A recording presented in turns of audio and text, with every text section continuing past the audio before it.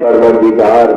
اے ہمارے رب، اے کل کائنات کے مالک، اے کل کائنات کے خالق، اے کل کائنات کے رازق، اے ہمارے پروردگار، ہم تیرے بندے، تیرے حبیب کے امتی،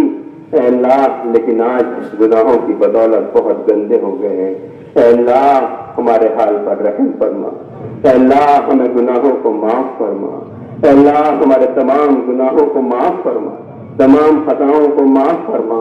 اے اللہ ہر برے وقت سے پریشانی سے ہم سب کی حفاظت فرما، اے اللہ ہمیں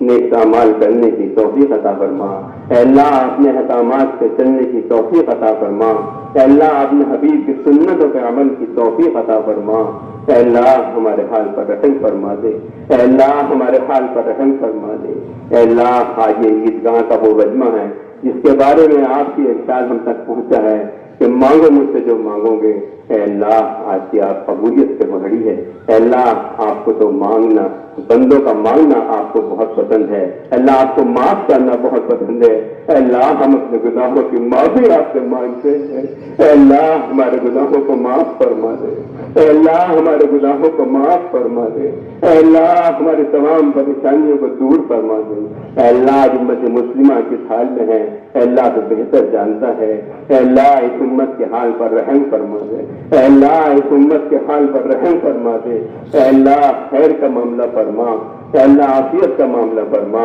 اے اللہ جب تک دنیا میں رکھے ایمان سے قائم رکھے، اے اللہ ایمان سے ہم سب کو موت نصیب فرما، ایمان کو زندگی گزارنا نصیب فرما، اے اللہ عزت والی ایمان والی زندگی ہم سب کو نصیب فرما، عزت والی ایمان والی موت ہم سب کو نصیب فرما، اے اللہ ذلت سے رسوائی سے ہم سب کی حفاظت فرما، اے اللہ ہر برے وقت سے ہم سب کی حفاظت فرما، اے اللہ عید ذوالحجہ کا نقشہ چل رہا تھا، اے اللہ اس کے بارے میں آپ کا ارشاد ہے کہ اپنی اولادوں کے بارے میں مجھ سے مانگو، اے اللہ حضرت ابراہیم علیہ السلام نے دعائے اولادوں کے بارے میں مانگی ہے، ہماری ان سب میں فکر نصیب فرما، اے اللہ ہماری اولادوں کو نیک اور صالح بنا، دیندار بنا، دین کی اہمیت ان کے دلوں میں پیدا فرما، اے اللہ جس طریقے سے آج کیا ہے الحاد کا اور تحریت کا طوفان برپا ہے، اے اللہ اس امت کی حفاظت فرما، ہماری نوجوان نسلوں کی حفاظت فرما، اے اللہ ہم سب کے ایمان کی حفاظت فرما، اے اللہ ایمان کی حفاظت فرما، اے اللہ ایمان والی زندگی ہم سب کو نصیب فرما، تقوی اور پرہیزگاری والی زندگی ہم سب کو نصیب فرما،